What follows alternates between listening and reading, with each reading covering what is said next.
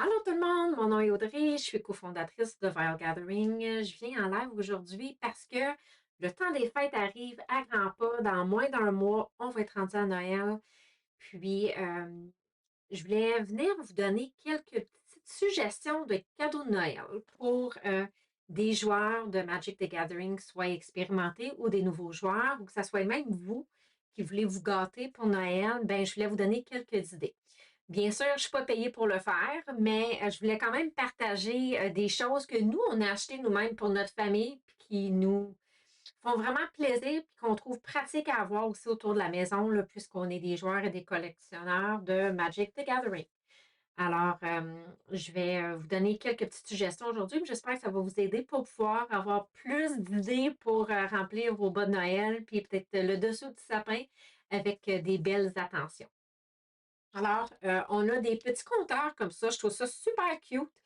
Ils ont chacun leur personnage. Moi, j'en ai un pour mes filles. J'en ai un de vampire aussi. Ils ont vraiment différents personnages qu'on peut aller chercher puis collectionner.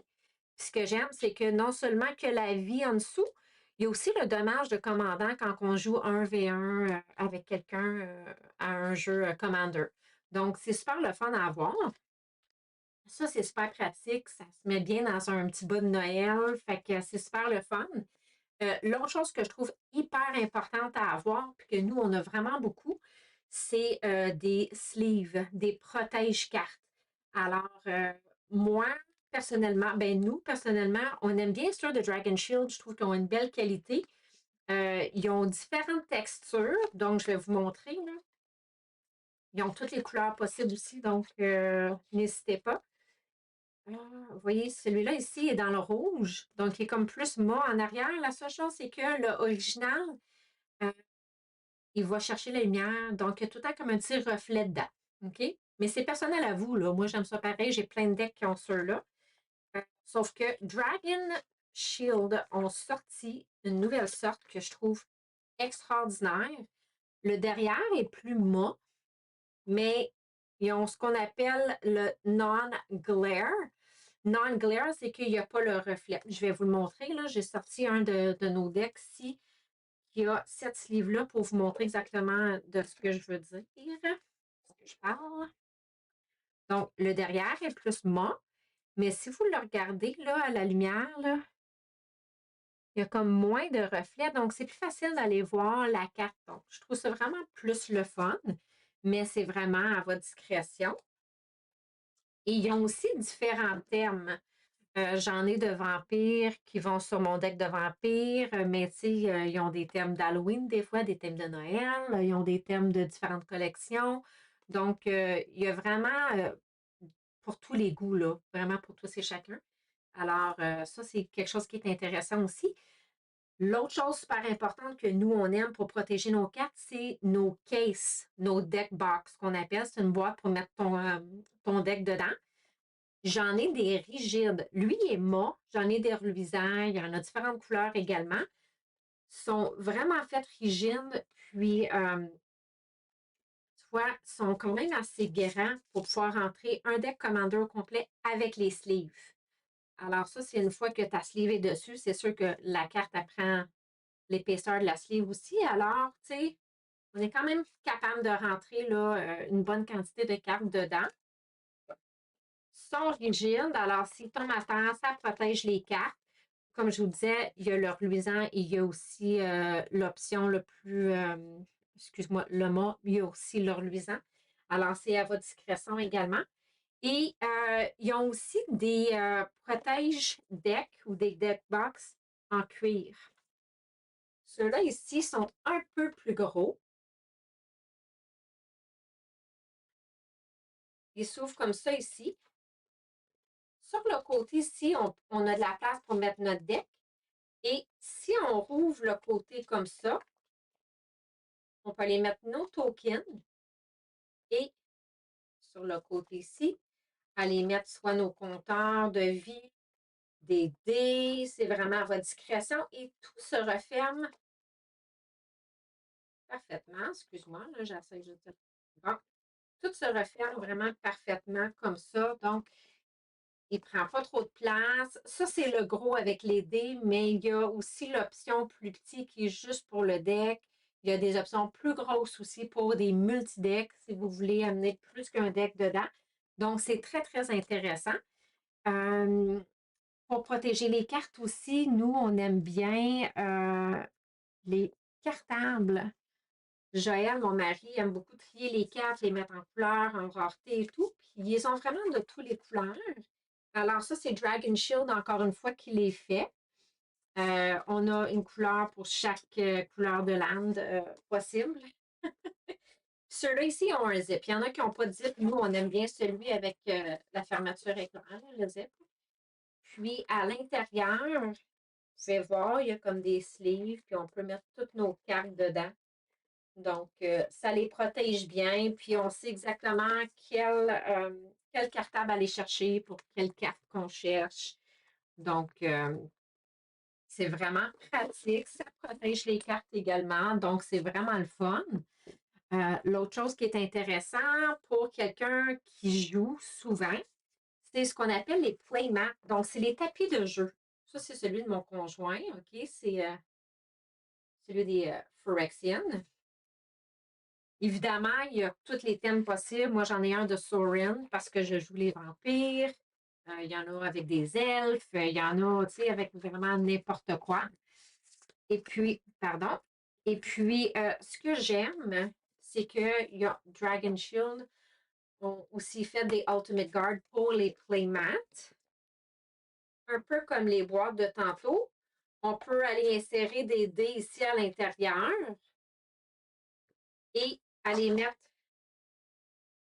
On roule notre tapis, puis on peut aller le mettre à l'intérieur ici, comme ça. Donc, ça protège le tapis aussi quand on part à des événements puis qu'on veut aller jouer, qu'on veut amener nos tapis. Alors, ça, c'est quelques idées. Euh, on a aussi les dés. Nous, on a acheté une petite pochette comme ça s'achète en ligne, ça s'achète aussi à votre magasin de cartes. Euh, Vous allez voir, il y a différents compartiments dedans pour différents dés.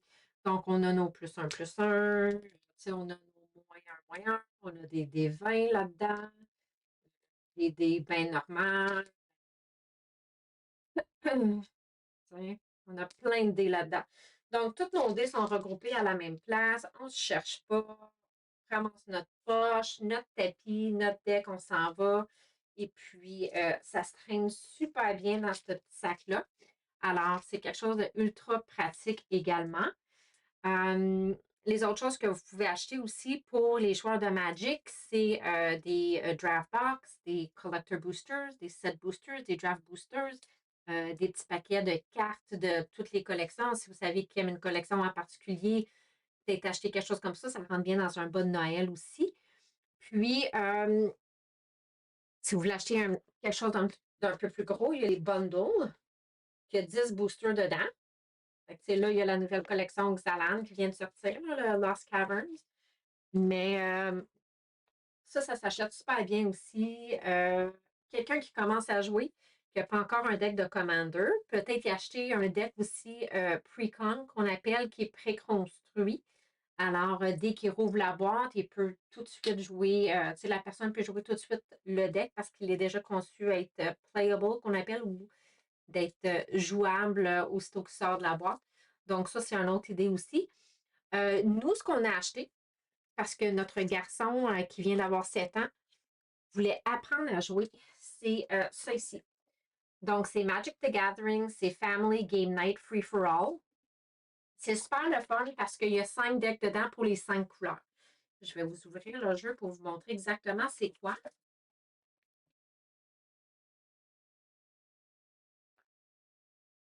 Donc, on a les 5 couleurs, on a les 5 decks. Alors, chaque deck a vraiment la dynamique de la couleur nécessaire. Donc, un blanc, c'est vraiment un deck blanc, le deck vert, le deck noir, et ainsi de suite. OK? Chaque deck a vraiment une force similaire. Donc, que tu prennes le deck noir ou le deck bleu, tu vas avoir autant de fun à le jouer parce que sont vraiment tous au même niveau. Alors, n'importe qui peut vraiment apprendre. C'est des decks plus standards, donc des decks de 64. Alors, un petit peu plus facile pour un enfant d'apprendre à jouer, juste d'apprendre la mécanique de, tu sais, d'étaper tes choses, piger ta première LAN, ta première carte, mettre tes LAN, payer tes LAN, et ainsi de suite pour jouer quelque chose. Donc, c'est vraiment, vraiment le fun. C'est de cette façon-là que notre garçon a appris à jouer. Lui, il aime son petit deck de zombies, puis il le connaît par cœur, puis il sait exactement qu'est-ce qu'il fait quoi. Puis, je trouve ça vraiment le fun. Donc, ça, c'est pas quelque chose qui coûte extrêmement cher non plus. C'est environ 50 canadiens là, avec la taxe incluse dedans. Donc, ça aussi, ça s'achète dans un magasin de cartes ou en ligne si vous préférez. Mais encouragez vos magasins de cartes. L'autre chose aussi qui est intéressant, si vous voulez avoir vraiment l'histoire de Magic, comprendre d'où ça vient, c'est quoi l'histoire de toutes les différentes collections, vous pouvez acheter des livres. Mon conjoint vient juste de m'acheter un livre justement sur Innistrad parce qu'il sait que moi je tripe sur les vampires et tout. Donc, c'est l'art d'Innistrad. Il est super bien illustré en passant. Super bien illustré. Ça raconte vraiment tous les débuts d'Innistrad et tout, qu'est-ce qui s'est passé et tout. Ça parle de Sorin, Avacyn et ainsi de suite et tous les personnages. Donc, c'est vraiment intéressant. Puis, il y a aussi les livres qu'on peut acheter. Ils sont durs à trouver en magasin, mais on peut les acheter en ligne. Il y a les livres vraiment de l'histoire de Magic the Gathering aussi qui sont intéressants peut-être à aller chercher et que moi, j'ai hâte de mettre la main dessus. Dernière chose, mais non la moindre. Vous ne savez peut-être pas, mais The Vile Gathering, nous avons un Shopify. On a commencé à créer une collection d'accessoires et de vêtements que vous pouvez porter qui est un peu axée sur Magic the Gathering. On a commencé avec notre première collection qui est les Metal Lands. Donc, c'est un peu un look de chandail de bande métal, mais avec tous les lands. Donc, vous avez déjà vu sur certaines de mes vidéos, celui que je porte, c'est le montagne avec mon beanie. Bien, ça, c'est, mettons, les plaines. Donc, tu sais, vous voyez que vous avez la lande en arrière avec le nom. Il y a les beanies qui vont avec également. Donc, ça, c'est sur notre Shopify. Je vais mettre le lien dans les captions. Donc, vous allez pouvoir accéder au magasin. Allez-y rapidement si vous voulez vous en procurer parce que ça part super vite, surtout avec le temps des fêtes qui arrivent. C'est des beaux cadeaux à recevoir également qui sont personnalisés, qui sont exclusifs à nous. Alors, n'hésitez pas à aller voir sur le magasin, allez voir à vos magasins de cartes aussi ce qu'ils peuvent offrir comme suggestion, comme cadeau aussi pour vos proches. Et sur ce, j'espère que je vous ai donné quelques bonnes idées pour remplir sous votre sapin et vos bas de Noël. Et je vous souhaite un merveilleux temps des fêtes rempli de magie.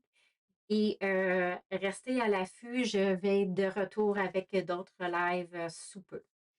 À bientôt.